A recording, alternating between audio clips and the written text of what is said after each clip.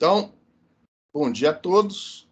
Vamos começar na aula de hoje e na próxima a estudar o refletor parabólico simétrico, que é o último assunto deste curso, onde a gente vai empregar aqui vários conceitos que a gente estudou anteriormente quando o assunto foi radiação por aberturas. Então, vamos aplicar aqueles conceitos e algumas outras coisas que são inerentes à geometria do refletor para estudar essa antena, que é uma antena bastante utilizada em sistemas de comunicação, inclusive sistemas de comunicação via satélite, radares, por aí vai. Então, a gente vai, basicamente, utilizar conceitos de ótica geométrica para, a partir da anteninha, que a gente chama de alimentador, que é colocado no foco desse refletor parabólico, obter, através de traçados de raios, o campo na abertura do refletor. E, a partir do campo na abertura, a gente aplica a equivalência, uma das equivalências que a gente estudou nas últimas aulas, e a partir desse problema equivalente é que a gente vai estudar o campo radiado por esse refletor. Essa técnica é chamada o método da abertura. Existem técnicas, melhores, mais precisas, mais robustas para analisar antenas refletoras. Mas esse método da abertura, no caso do nosso refletor único parabólico, caso ele seja grande, comparado com o comprimento de onda, traz bons resultados. E, além disso, vai nos dar fórmulas fechadas. E com essas fórmulas, a gente consegue entender, se tudo correr bem, como essas antenas funcionam. E, mais do que isso, como fazer, se for esse o objetivo, como projetar uma antena, ou pelo menos como começar o projeto de um refletor parabólico, visando o máximo desempenho, a máxima eficiência de abertura, consequentemente, o máximo ganho. Isso vai ser vamos dizer assim, o assunto principal da próxima aula, como começar o projeto de uma antena refletora, de um refletor parabólico simétrico, quando o objetivo for maximizar o ganho na direção do eixo, na direção perpendicular à abertura. Então, antes de começarmos, vamos ver aqui uma historinha, algumas figuras, Parte disso é lenda, o resto é história. Dizem que o primeiro a utilizar um espelho parabólico, ou algo parecido com isso, foi o Arquimedes. Ele usou esses espelhos, ou esse espelho parabólico, com uma distância focal grande, para queimar navios que estavam invadindo lá, esqueci o nome da cidade, lá na Grécia, ou na região onde hoje é a Grécia. Então, com isso, ele pegou a luz que vinha do Sol. O Sol, você pode interpretar como uma fonte de onda esférica, está lá longe, mas a frente de onda a distância é tão grande que essa frente de onda chega em cima do espelho praticamente como se fosse uma onda plana. Ou seja, os raios paralelos, se você, mais ou menos, fizer com que esses raios venham na direção paralela ao eixo do paraboloide, esses raios vão se concentrar no foco desse paraboloide. E aí você aponta o foco para uma folha de papel, por exemplo, e você pode tentar queimar essa folha de papel. Então, está aqui, isso aqui provavelmente é lenda, mas de verdade sabemos que no século XVII, o Newton, entre outras coisas, ele bolou esse sistema de espelhos para funcionar como um telescópio. Ou seja, ao invés de construir ou de fabricar um telescópio baseado em lentes, ele pensou num telescópio baseado em espelhos. E a ideia é muito simples. A luz que vem lá da estrela chega praticamente como uma frente de onda plana na abertura do telescópio, aqui, e esses raios chegam paralelos ao eixo desse espelho, que é um espelho parabólico. E o espelho reflete esses raios na direção do foco. Só que se você botar a cabeça aqui na frente para observar a imagem, você vai tapar a abertura. Então, o que ele fez foi colocar um espelhinho menor aqui, de maneira a refletir esse foco, que seria aqui para cá. E aqui nessa região ele põe uma lente objetiva e você enfia o teu olho aqui, ó. E com isso ele conseguiu telescópios que produziam imagens, né, com melhor qualidade, com menos aberração. Que era, naquela época era mais fácil fabricar um espelho com menos imperfeições do que fabricar uma lente de vidro com menos imperfeições. E aí a gente pula para o século XIX. O Maxwell já tinha morrido, mas vários pesquisadores tentavam provar que a teoria de Maxwell, que previa a existência de uma onda eletromagnética, aquilo ali era verdade. E um desses foi o Hertz, lá na Alemanha. Então dizem que o Hertz foi o primeiro a provar a existência dessa onda eletromagnética. E ele realizou lá na Alemanha, junto com os alunos, lá na Floresta Negra, em Karlsruhe, se não me engano, várias experiências de transmissão, recepção de onda eletromagnética, e numa dessas experiências, para maximizar, né, o sinal recebido, ele utilizou um refletor, um cilindro parabólico. Não é um paraboloide, mas é um cilindro com seção reta de parábola. E aqui no foco, na verdade, é uma linha focal, uma cáustica, né? Ele botou a anteninha dele. Então a ideia é a mesma do espelho, é pegar essa frente de onda eletromagnética e colimar, convergir para cima da região de cáustica, região focal, onde lá ele botou um dipolinho para receber o sinal. E aí eu confesso que agora eu não sei de cabeça se ele usou isso para transmitir ou para receber, mas vocês sabem que a antena, se o material do qual a antena é fabricado for recíproco, os princípios valem tanto para transmissão como para recepção. Então, o Hertz é considerado, entre outras coisas, o pai das antenas refletoras. E aí, mais tarde, um astrônomo e radioamador, o Grote Reber, lá nos Estados Unidos, ele construiu um radiotelescópio no quintal da casa dele. Se eu não estou muito enganado, essa antena hoje está no Museu Smithsonian, lá nos Estados Unidos. E aí, aparentemente, foi o primeiro refletor parabólico construído, projetado, funcionando para radioastronomia. E logo em seguida estourou a Segunda Guerra Mundial, e aí houve um impulso muito grande no projeto e na análise dessas antenas refletoras. Depois veio a expansão em comunicações via satélite, etc., etc., de maneira que a antena refletora hoje em dia é uma das antenas mais utilizadas, principalmente em enlaces de micro-ondas. Por que enlaces de micro-ondas e ondas em frequências maiores? Porque para isso daqui funcionar como um espelho, ele tem que ser grande comparado com o comprimento de onda. Então, para frequências relativamente pequenas, essa superfície seria estupidamente grande.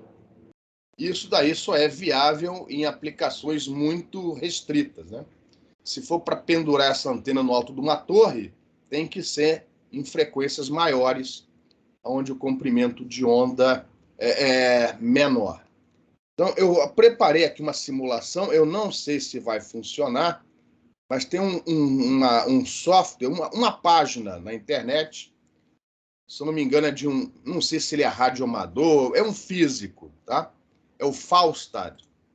E ele, nessa página, Falstad é Falstad, Falstad. Ele é europeu e ele disponibilizou na página dele vários applets em Java, entre outros, né, alguns que fazem simulação de campo eletromagnético, dentro de guias, dentro de cavidades, e tem essa simulação. É uma simulação bidimensional, ela não é tridimensional, mas ela permite, por exemplo, entre outras coisas, você especificar uma fonte aqui, como se fosse uma anteninha, e com o mouse você pode desenhar condutores. Eu, na mão livre, desenhei esse negócio, que obviamente não é uma parábola, mas, enfim, é só para passar a ideia. Então, se isso daqui fosse uma parábola, e se você conseguisse colocar sua anteninha, sua fonte, né, assumindo a antena transmitindo, bem aqui no foco dessa parábola, a ideia é que isso funcione como um espelho. Ó. Ele transforma uma frente de onda esférica, mais ou menos, né, incidente, numa frente de onda refletida após a reflexão plana. E com esse espelho você consegue fazer com que esse conjunto, né, alimentador, refletor, tenha uma diretividade maior. Então, em frequências mais altas, isso daí é um aparato relativamente simples para alcançar diretividades maiores, que são necessárias, né, quando o enlace é muito comprido. As diretividades grandes, tanto na transmissão como na recepção, são necessárias para você vencer a atenuação espacial nesse seu enlace. Então, a ideia do refletor, olha lá de novo, é justamente isso, transformar, segundo os princípios da ótica geométrica, transformar, vou começar de novo aqui, porque depois junta os dois campos, não dá para ver direito, né? Mas é basicamente transformar uma frente de onda esférica numa frente de onda plana, logicamente desconsiderando, nesse caso, efeitos de difração, imperfeições na geometria, etc, etc. Mas basicamente essa é a ideia, transformar uma frente de onda esférica numa frente de onda plana após a reflexão. No caso da transmissão, é o oposto, né? Você vem com uma frente de onda plana e após a reflexão, essa frente de onda plana é transformada numa frente de onda esférica, só que propagando na direção do foco. E aqui no foco você põe a sua anteninha, que no fundo é o que vai transmitir, receber os sinais e passar lá para dentro do guia de onda e, consequentemente, para o seu rádio transmissor receptor. Tem alguma pergunta que ia ser feita? Não. Beleza? Então, se vocês quiserem brincar com essas coisas, construir suas próprias geometrias, ver o que acontece, tem esse software disponibilizado na página do Falstad. Deixa eu apagar isso aqui, ó, só para vocês verem. Uma página bem simples. Já existe há anos. Aí vocês vão encontrar vários applets lá, ó, inclusive de circuitos. Ó. E ele provavelmente vende, né? Cria aplicativos e vende isso daí. Bom, então vamos prosseguir aqui com a aula. Deixa eu voltar para a animação. Não, peraí. Então, a ideia da antena refletora é muito parecida com aquela do farol. Só que ao invés de lente, a gente usa um espelho. Tá? Qual é a ideia do farol? Se você tivesse uma lâmpada no alto da torre e não tivesse essa lente, essa lâmpada ia espalhar luz em tudo quanto é direção. Só que a direção de interesse é na direção do navio, né? Lá no céu, né? Mais ou menos aqui, seguindo a direção horizontal. Então, com essa lente, você consegue colimar a energia que vem da lâmpada e energia que não seria aproveitada acaba indo na direção que você deseja e, mais do que isso, né? O comandante lá do navio consegue ver a luz mais longe. Essa informação consegue vencer a atenuação espacial e chegar mais longe. E, consequentemente, o navio pode desviar a tempo. Para você fazer com que essa informação vá em todas as direções em torno da torre, você pode botar isso para girar. Por isso que a gente, na praia, quando vê um farol, parece que ele está acendendo, piscando, né? Na verdade, toda vez que a lâmpada parece que está acendendo, é o feixe passando no seu rosto. Então, a ideia da antena refletora é muito parecida com a da lente, né? Só que, ao invés de usar lentes, você usa um refletor, né? Supostamente um condutor elétrico perfeito. Em radiofrequência também existem antenas de abertura baseadas em lentes dielétricas, tá? Isso é usado, isso existe. Nós não vamos estudar estas antenas no curso. Então, ó, a ideia é muito simples. Você consegue fazer, né, ter esse efeito com espelhos, por exemplo, usando um paraboloide. No caso, o paraboloide é a superfície de revolução. O paraboloide é gerado por uma parábola quando você gira essa parábola em torno do seu eixo. A rotação da parábola em torno do seu eixo gera uma superfície chamada paraboloide. E aí, se você tiver uma fonte de onda esférica situada exatamente no foco desse paraboloide, né, e pensar nisso em termos de raios, né, a frente de onda esférica é como se fossem raios partindo desse ponto, onde está a sua fonte.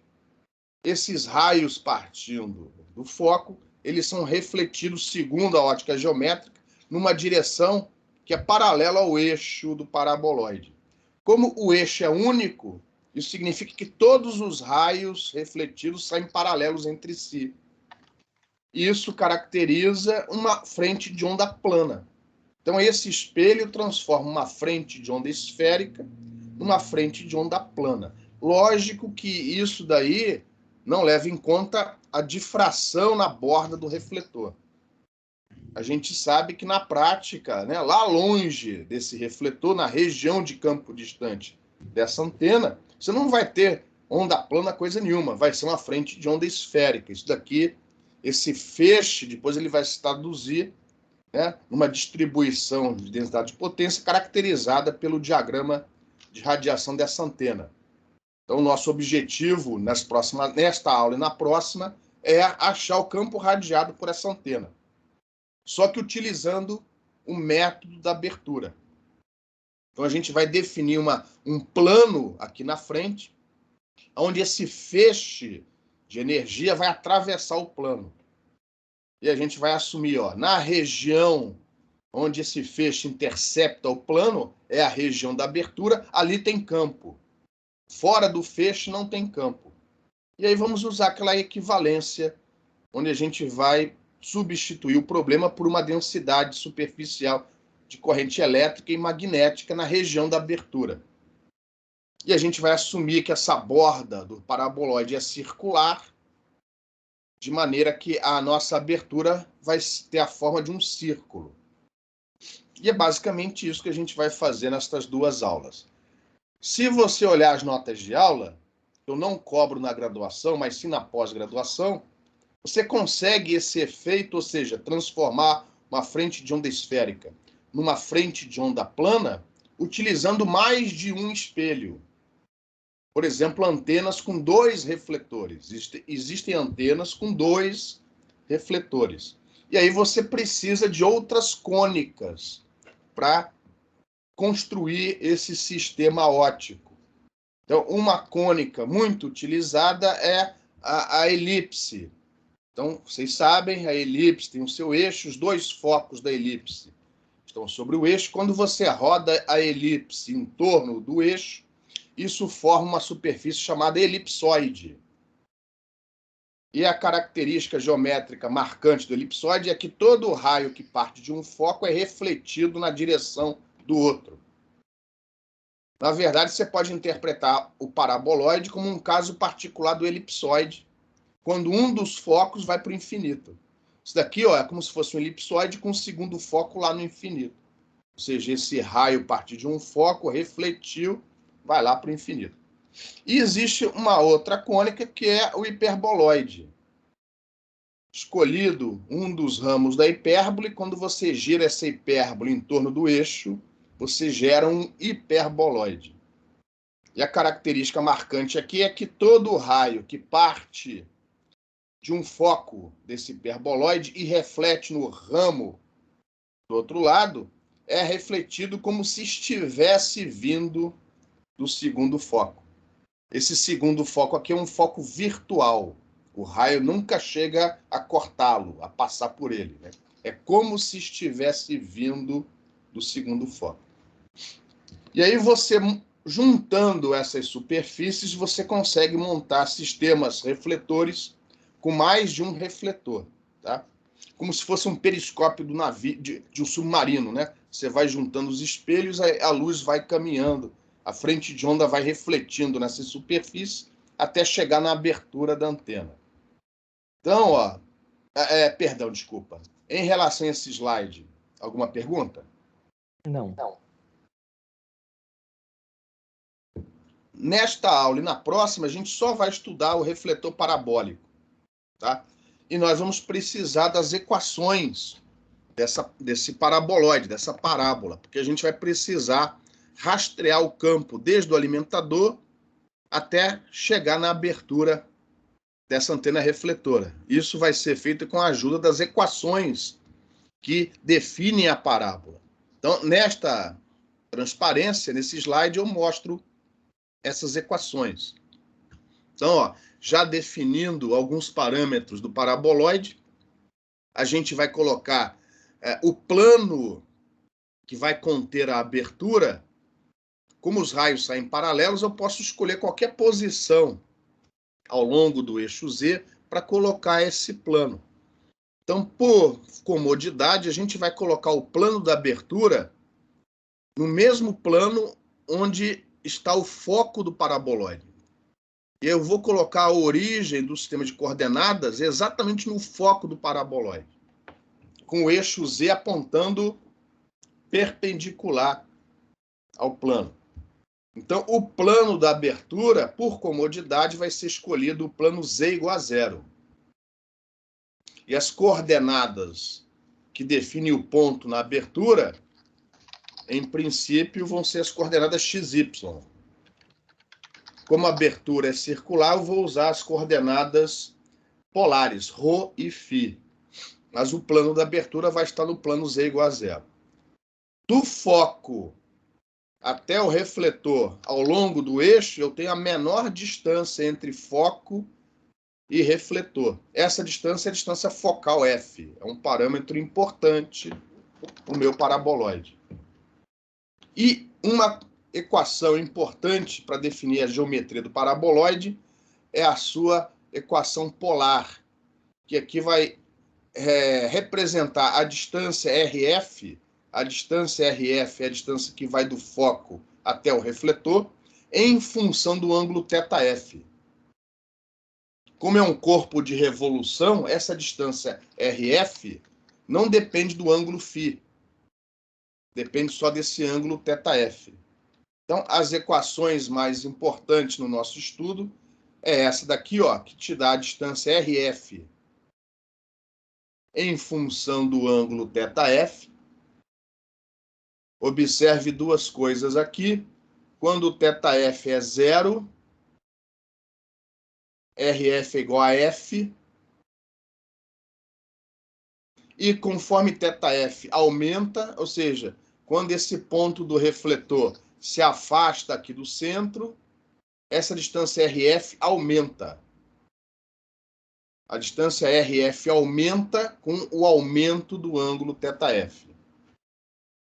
E outra equação importante, outra relação importante, que a gente obtém da equação do paraboloide, junto com o triângulo retângulo que você vê aqui nessa figura, ó, cuja hipotenusa é RF, você prova sem dificuldades que a distância RF ela varia com o ângulo θf.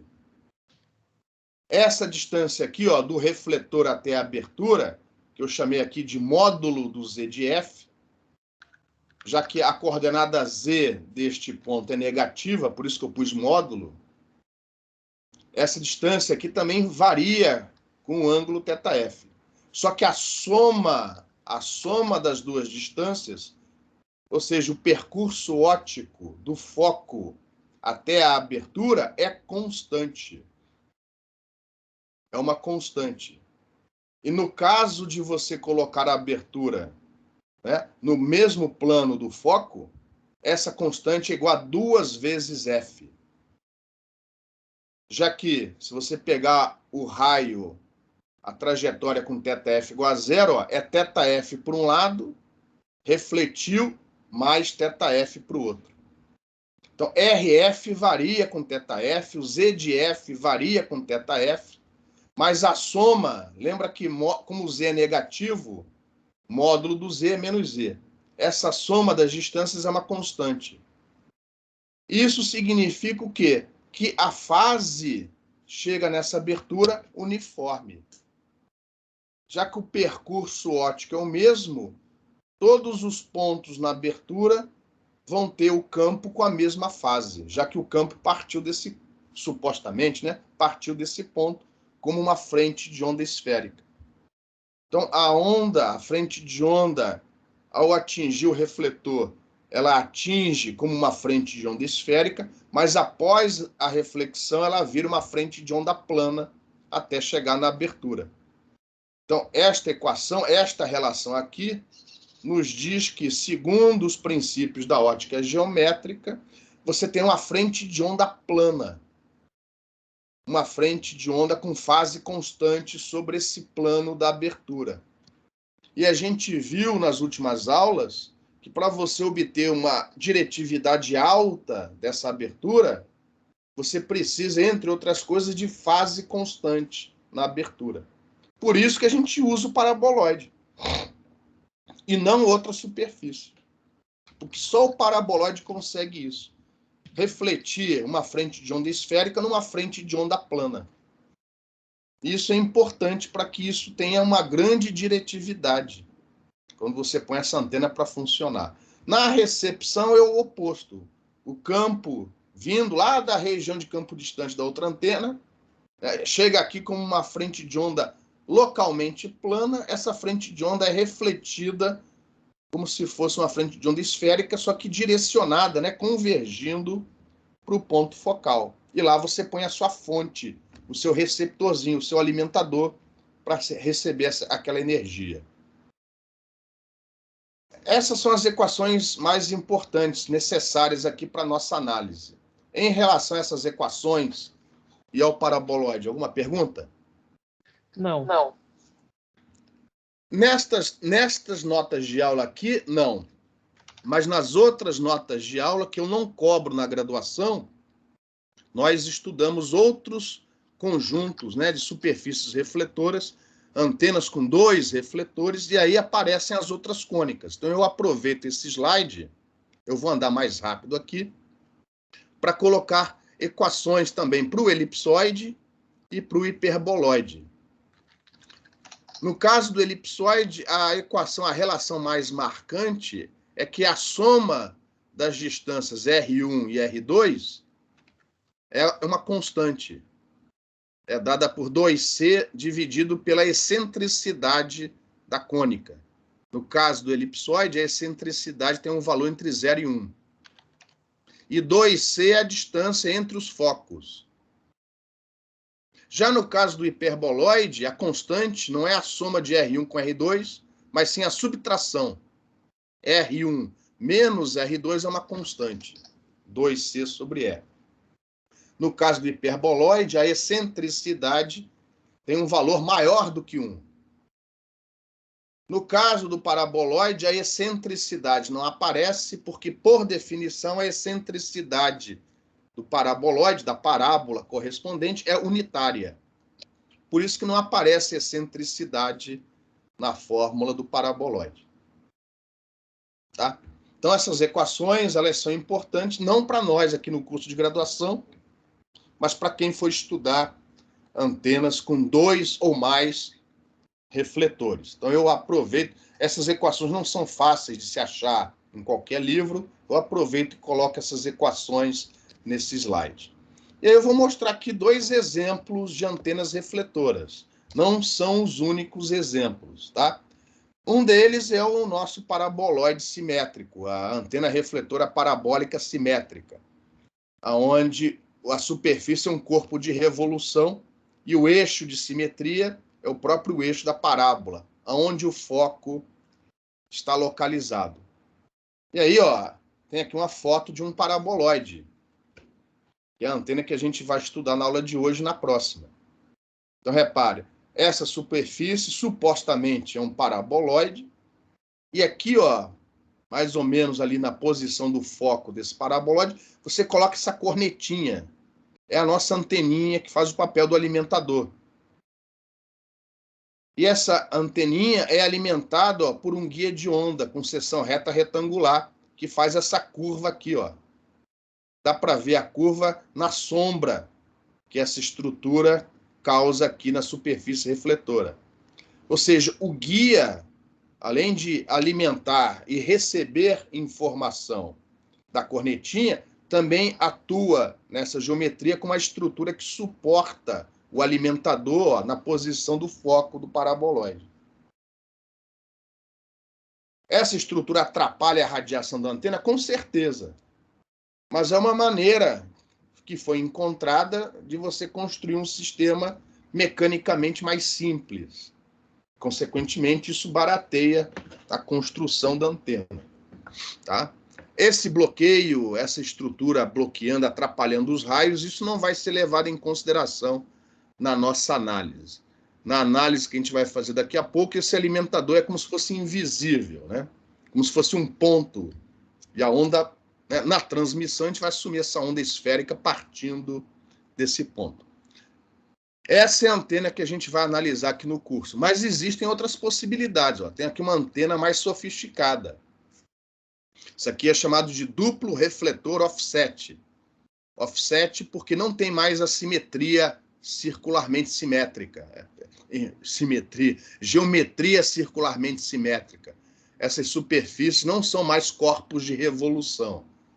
Antes de falar da geometria, deixa eu mostrar aqui uma foto, ó, mostrando um duplo refletor offset. Então, ó, aqui você usa como subrefletor, por exemplo, um hiperboloide.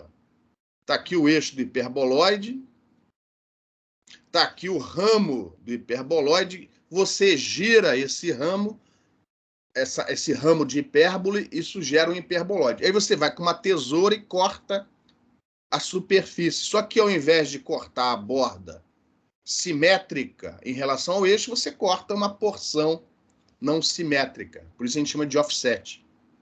Então, segundo a ótica geométrica, se você colocar o alimentadorzinho, ó, aqui, essa cornetinha, que vai gerar a sua frente de onda esférica, se você colocar o centro de fase, ou seja, o ponto de onde parece que parte essa frente de onda esférica, exatamente nesse foco, todos os raios refletidos pelo subrefletor, por esse hiperboloide, vão parecer que estão saindo desse outro foco virtual, que é o segundo foco do hiperboloide. E aí você faz coincidir com esse foco o foco do paraboloide. E aí, para o paraboloide, é como se os raios que incidem nele viessem do próprio foco. E aí eles saem paralelos ao eixo do paraboloide. Repare que o eixo do paraboloide não coincide com o eixo do hiperboloide. Eles estão deslocados, né, em ângulo. Eles estão inclinados um em relação ao outro. E aí você tem um duplo refletor, ó, onde a grande vantagem aqui é que a abertura da antena, ó, a abertura do refletor, não é bloqueada, nem pelo hiperboloide, nem pelo alimentador. Aqui, ó, a abertura do refletor é bloqueada por essa estrutura. Aqui não há esse bloqueio. E, consequentemente, você consegue uma eficiência de iluminação da abertura maior. Mas, em compensação, é uma antena muito mais cara. Né? Tem que tomar cuidado com os alinhamentos, né? De um refletor em relação ao outro, do alimentador em relação ao refletor e por aí vai. É uma antena mais cara, mas ela é mais eficiente. Se um dia você reparar e tiver uma van de uma emissora de TV fazendo uma reportagem ao vivo, repare que geralmente no topo, na capota, né, em cima da van, tem uma antena duplo refletor offset para fazer o link com o satélite. Tá? Bom, essa antena offset vocês encontram nas notas de aula, mas não vão ser estudadas aqui neste curso. Em relação a esse slide, alguma pergunta? Não. Então, vamos prosseguir. No foco do refletor, do sistema refletor, a gente coloca uma estrutura que a gente chama de alimentador. No livro texto do Balanes vai estar lá feed, F-E-E-D, é alimentador em inglês. Então, essa estrutura é a cornetinha. Esta figura é a mesma do slide anterior, só que um pouquinho maior. Na verdade, é como se fosse um funilzinho, né? Ela serve para duas coisas. Primeiro, né, para dar a forma do diagrama de radiação que a gente deseja. E, nesse caso, o que a gente deseja, se for possível, é que o diagrama de radiação dessa cornetinha tenha simetria circular para iluminar a superfície refletora da maneira mais uniforme possível, sempre visando, no final das contas, uma eficiência de iluminação da abertura do refletor mais eficiente. E ela tem outra função também, que é fazer com que a transição do meio guiado, da onda guiada, para a onda que é jogada no espaço, seja a mais suave possível. E, com isso, minimizando perda de retorno. Perda de retorno, você pode pensar, se você pensar em termos de uma linha de transmissão, você tem, não é o caso aqui, é um guia, tá? Mas se você tivesse aqui uma linha de transmissão, se você tiver um descasamento de impedância muito alto lá no final da linha, parte da potência, parte da energia é refletida de volta e não é radiada. Então, a função da cornetinha é iluminar a superfície do refletor da maneira mais uniforme, mais simétrica, mais uniforme que for possível, e, ao mesmo tempo, minimizar a potência que volta, né?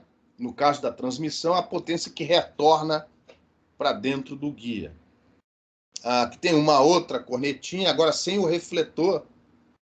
Basicamente é a mesma ideia por trás dessa estrutura, só que aqui, ao invés de ser um guia retangular, é um guia circular, que termina aqui nessa cornetinha. E aqui é um caso de uma antena duplo refletora, dois refletores, ó, o subrefletor, e aqui atrás o refletor principal, só que aqui ela não é offset, ela também é circularmente simétrica. Então, repare que o subrefletor vai bloquear a abertura do refletor principal. Se você subir a Avenida Rajagabalha, quem sobe do lado esquerdo tem a TV Bandeirantes, a Band, e tem umas antenas dessas na frente do prédio. É para fazer a comunicação, né, com o satélite. Essas antenas são muito empregadas nas estações terrenas, né, para comunicação via satélite. Nesse caso aqui, ó, a cornetinha vem através, ó, desse guia de onda, não dá para ver direito, porque é muito branquinho, né? Mas é um guia de onda circular que termina aqui numa corneta, num funilzinho, que é colocado no foco desse sistema duplo refletor. Dá para ver a sombra dessa corneta aqui embaixo, ó.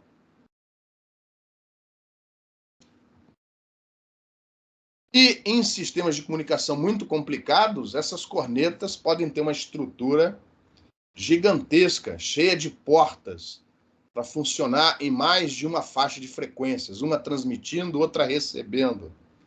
Porta para polarização vertical, porta para polarização horizontal. Então, duas faixas, duas portas cada. Então, você precisa de uma estrutura complicadíssima. Isso daqui é um alimentador que nunca vai ser usado no refletor parabólico simétrico. Imagina essa parafernália toda colocada na frente do refletor. Isso aqui é uma antena, uma corneta, para ser usada em sistemas com dois refletores. Antigamente, o Brasil era ponta no projeto dessas estruturas. Se eu não estou enganado, essa corneta daqui foi projetada aqui no Brasil, no antigo laboratório CPQD, do grupo de antenas do CPQD. Aqui tem uma foto, não é a mesma corneta, essa aqui deve ser, essa aqui já é no exterior. Repare essa estrutura bastante complicada e grande. Isso aqui não é uma corneta para trabalhar com um refletor só. Isso aqui é corneta para sistemas com dois ou mais refletores. Aqui você vê a corneta no final, né, da estrutura guiada, e aqui na frente tem um radome, um plástico, né, para as devidas proteções. Esse tipo de corneta é usado em sistemas como esse daqui, ó, com dois refletores.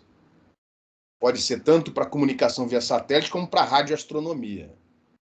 Aí já são estruturas mais parrudas, e é importante você ter 2 refletores justamente para permitir que toda essa estrutura aqui, ó, seja colocada atrás do refletor principal e não na frente do refletor. Aqui mais exemplos de antenas refletoras.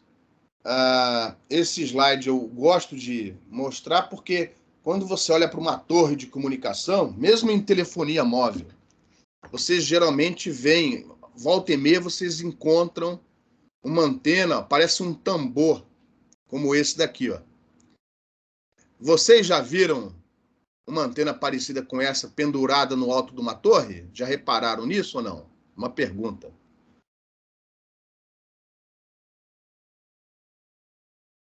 Pode repetir, por favor? Você já reparou numa torre de comunicação a existência de um tambor como esse daqui, ó? Não. Mas repare da próxima vez, às vezes em torres de comunicação, mesmo em telefonia móvel, você tem essas estruturas para fazer a comunicação com a central, ou de uma torre para outra. Isso daqui é um refletor parabólico simétrico, tá? Só que o refletor está aqui atrás, ó. Esse daqui, ó, é o refletor parabólico. O alimentador está colocado lá no foco, só que a gente não consegue ver. Só que o pessoal põe esse colar aqui em volta, ó, essa estrutura metálica, que a gente chama de colar. E aí, para não deixar entrar passarinho, fazer ninho aqui dentro, põe esse plástico, esse dielétrico, né? Que a gente chama de radome, para fazer essa proteção. Por que o pessoal põe esse colar e, consequentemente, esse radome na frente? Quando você tem uma torre com muitas antenas refletoras, como, por exemplo, nessa figura, você tem interferência cocanal entre elas. Então, esse colar aqui serve para minimizar a interferência entre antenas colocadas muito próximas umas das outras, como está nessa figura aqui. Então, quando você enxergar um tambor pendurado numa torre, aquilo ali é uma antena refletora, provavelmente um refletor parabólico simétrico. E em situações mais extremas, ó, você pode jogar ar quente lá dentro para desbloquear a abertura, para não formar aqui uma camada de gelo na frente na abertura da antena. Então, agora a gente vai começar a estudar o nosso refletor parabólico simétrico. Em inglês é chamado também de front-fed, ou seja, alimentado pela frente. Porque você também tem estruturas, né, de um único refletor offset. Por exemplo, essas antenas que você vê aí penduradas nos prédios, nas varandas, no alto das casas, para fazer, que servem como receptor de sinal de TV, né, via satélite. Aquelas antenas são antenas refletoras parabólicas, mas elas não são parabólicas simétricas. Elas são antenas offset. Antenas offset, o princípio é muito parecido, né? Só que ao invés de você pegar uma superfície circularmente simétrica, você corta com a tesoura uma borda, de tal maneira que o refletor é um paraboloide, mas você não corta a borda simétrica em relação ao eixo. E aí você pega o alimentador e inclina ele para apontar para o centro dessa nova superfície. Essa geometria a gente não vai estudar aqui no curso, vocês encontram ela nas próximas notas de aula. Aqui a gente vai estudar só o refletor parabólico simétrico. E aí a ideia, né, como já foi dito, é uma geometria simples, que, do ponto de vista da ótica geométrica, transforma na transmissão, né, uma frente de onda esférica numa frente de onda plana após a reflexão. Então, a grande vantagem dessa antena refletora é que ela tem uma geometria relativamente simples, né? E que, mesmo com uma geometria simples, você consegue uma antena com uma alta diretividade. em relação a outras geometrias, ela tem uma grande desvantagem, que é o bloqueio, que é a estrutura de alimentação, o alimentador, e a estrutura de suporte desse alimentador oferecem a abertura do refletor. Então, o refletor é bloqueado.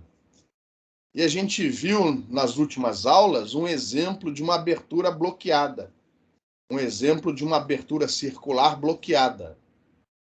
Alguém se lembra dos efeitos que o bloqueio causa no diagrama de radiação da abertura?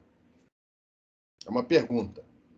Eu tô tentando lembrar, professor, mas eu não acho que não. Então, se você fizer a revisão e olhar lá para trás, o bloqueio basicamente causa a diminuição da diretividade da antena, já que ele diminui a eficiência de iluminação dessa abertura e, ao mesmo tempo, aumenta o nível dos lóbulos secundários do diagrama e, consequentemente, aumenta o nível de interferência com outros sistemas próximos, por causa do aumento dos lóbulos secundários. Então, esse bloqueio em sistemas de alto desempenho é muito indesejado. E aí você viu, né, em slides anteriores, que existem outras geometrias com 2 refletores, onde esse bloqueio é, em princípio, eliminado ou diminuído. Só que aí a geometria fica mais cara, a antena fica mais cara. Então, para certas aplicações onde esse desempenho não precisa ser tão extraordinário, o refletor parabólico simétrico faz o seu papel, cumpre a sua função. E aqui eu tenho outras figuras mostrando outras geometrias de refletor parabólico simétrico, inclusive essa do tamborzinho aqui, ó. Essa antena aqui é exatamente essa, só que com o colar e o radome colocado aqui na frente. E aí vamos começar a análise. E a análise é baseada no método da abertura. Então, para isso, a gente vai usar princípios de ótica geométrica, rastreamento de raios, para obter esse campo na abertura. É uma técnica aproximada? É. Mas, pelo menos, a gente vai ter uma ideia de como essa antena funciona. O que a gente tem que fazer para tentar obter o melhor desempenho possível dela. E, ao mesmo tempo, essa técnica, apesar de aproximada, ela não é ruim, desde que essa antena seja grande, né?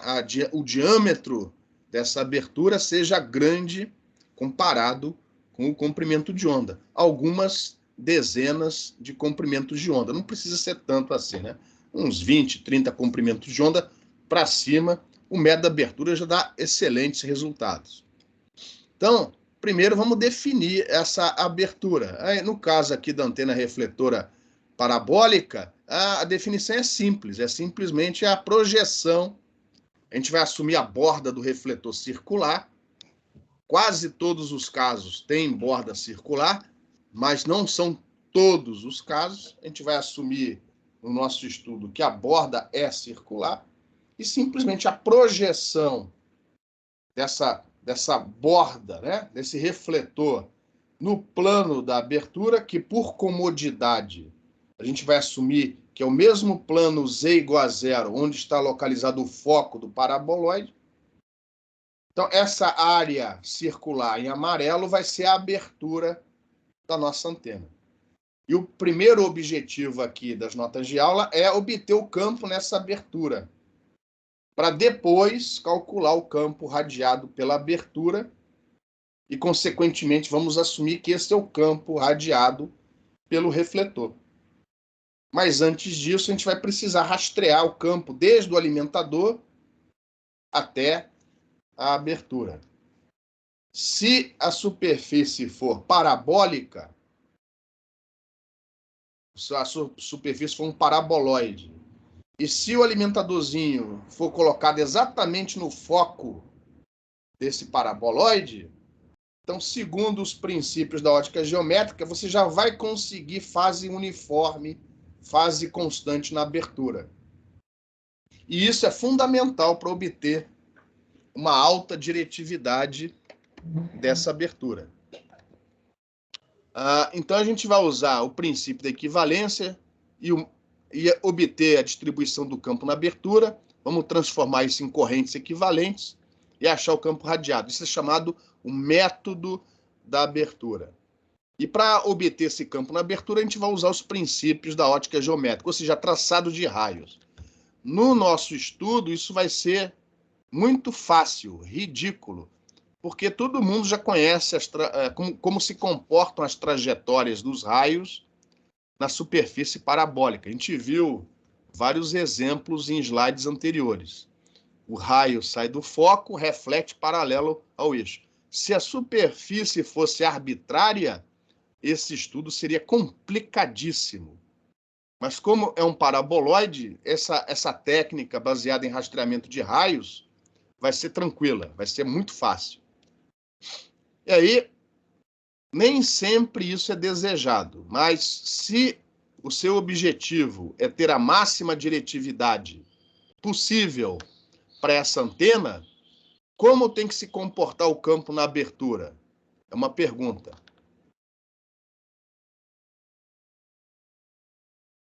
Alô? Alô, desculpa. Se você quer que essa abertura tenha a máxima diretividade possível, como o campo nessa abertura tem que se comportar? Uniforme. Uniforme. Uniforme distribuído.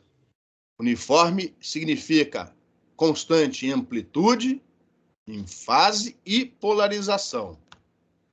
Ou seja, os vetorzinhos do campo elétrico chegam nessa abertura paralelos uns aos outros naquele instante em que você bateu a foto do seu campo. Então, a fase uniforme, segundo os conceitos da ótica geométrica, você vai obter desde que a superfície seja um paraboloide e sem nenhuma imperfeição, o que na prática não acontece, né? Você sempre tem imperfeições na construção da superfície. Toda a imperfeição na superfície vai afetar principalmente a distribuição de fase do campo na abertura e, consequentemente, vai diminuir a diretividade da antena. E, além disso, você tem os possíveis desalinhamentos, né, do alimentador em relação ao foco do paraboloide. Isso também vai afetar principalmente a fase na abertura e, consequentemente, diminuir a diretividade dessa antena. Esses efeitos não serão considerados. Existem estudos, equações que levam em consideração possíveis desalinhamentos, imperfeições na construção da superfície, só que este assunto não vai ser discutido neste curso, tá? Então, para nós aqui, daqui para frente, essa fase uniforme já está garantida na abertura do paraboloide. Além disso, a gente quer, se o objetivo for máximo desempenho, a gente precisa também de polarização uniforme. Polarização constante. A orientação do campo não pode depender da coordenada XY da abertura. A gente vai ver que isso é possível, mas não é qualquer alimentador que faz isso. Não é qualquer anteninha colocada no foco do paraboloide que vai te dar essa polarização na abertura. Isso a gente vai entender melhor daqui a pouco, quando a gente, usar o rastreamento de raios para obter o campo na abertura. Esse rastreamento de raios vai nos dar uma relação entre o campo do alimentador e o campo que chega na abertura após a reflexão no espelho. E através dessa relação, a gente olha para a equação de um, olha para a equação de outro, fala assim, então o alimentador que faz essa polarização uniforme tem que ter tais e tais características. Essas características são possíveis de serem obtidas na prática sem grandes complicações. Então, na prática, a gente consegue essa amplitude quase uniforme na abertura do refletor. E aí, olha só, aquilo que você já estudou na teoria de aberturas. Se na abertura a fase for uniforme e a polarização também for uniforme, você já garante que o máximo de